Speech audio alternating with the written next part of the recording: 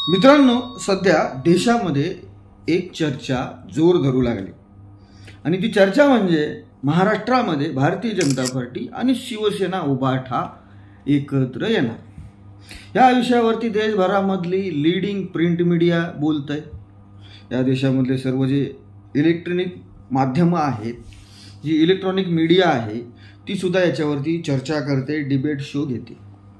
तर हे जे सगळं चाललंय मीडियामध्ये, तर याच्या मागे आधार काय आहे? तर तुम्ही एक गोष्ट लक्षात घ्या की मित्रांनो, शुक्रवारच्या सामन्यामध्ये मुख्यमंत्री देवेंद्र फडणवीस यांचं तोंड भरून कौतुक करण्यात आलं। सामना तुम्हाला माहिती आहे, शिवसेनेचं मुखपत्र आहे आणि सामन्याचे संपादक जरी संजय राऊत असले तरी उद्धव ठाकरे यांच्या मर्जीशिवाय सामन्यामध्ये काहीही छापलं जात नाही, ही वस्तुस्थिती। त्यानंतर शिवसेनेचे सचिव आणि विधान परिषदेचे आमदार मिलिंद नार्वेकर यांनी वाल्मिक कराड यांच्या अटकेनंतर महाराष्ट्राचे मुख्यमंत्री देवेंद्र फडणवीस आणि पोलीस महासंचालक रश्मी शुक्ला यांचं तोंड भरून कौतुक केले।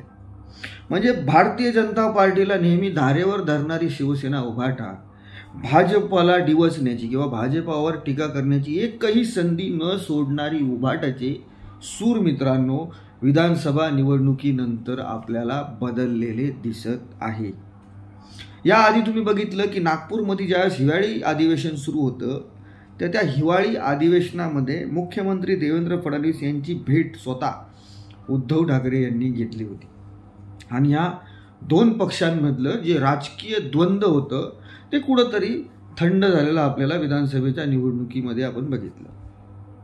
भारतीय जनता पार्टीवरती टीकेची एकही संधी न सोडणारी शिवसेना उभाटा, भारतीय जनता पार्टी किंवा भाजपच्या नेतृत्वातले महाराष्ट्रामध्ये जे 2.5 वर्ष सरकार होतं त्या सरकारवरती एकही संधी न तोडणारी हे जे उभाटाचे जे प्रवक्ते होते, ते प्रवक्ते आपल्याला मस्साजोग जे प्रकरण झालं त्या प्रकरणावरती पाहिजे तेवढे ॲग्रेसिव्ह दिसले नाही। आणि ह्या सर्व घटनाक्रमानुसार राजकीय पंडितांमध्ये एक अंदाज लावला जातोय की शिवसेनेकडून शांती वार्तेचा प्रस्ताव हा भारतीय जनता पार्टीकडे पाठवला जातो की काय, आता असं वाटायला लागले।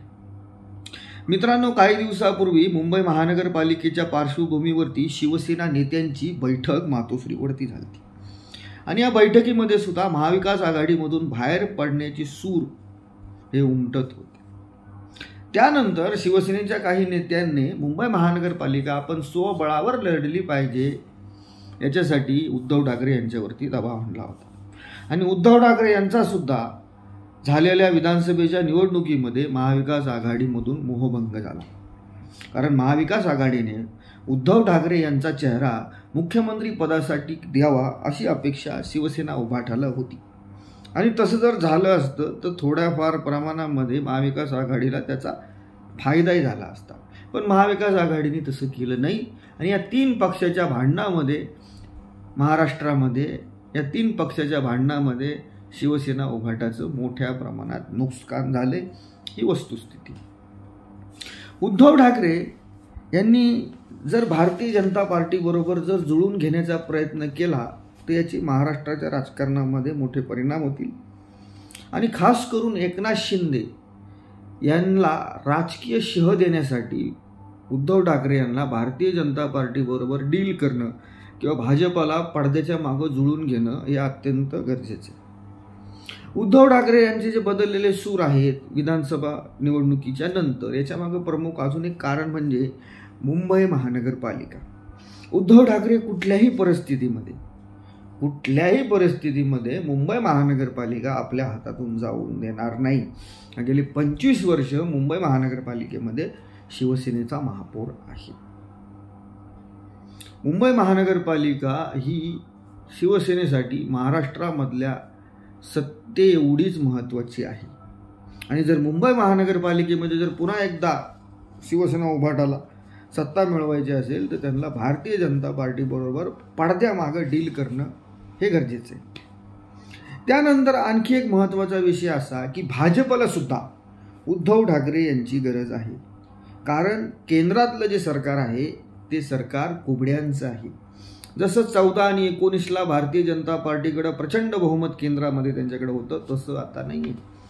भाजपकडे स्वतःचे 142 आणि मित्र पक्षांचे मिळून भारतीय जनता पार्टीचं सरकार केंद्रात आहे.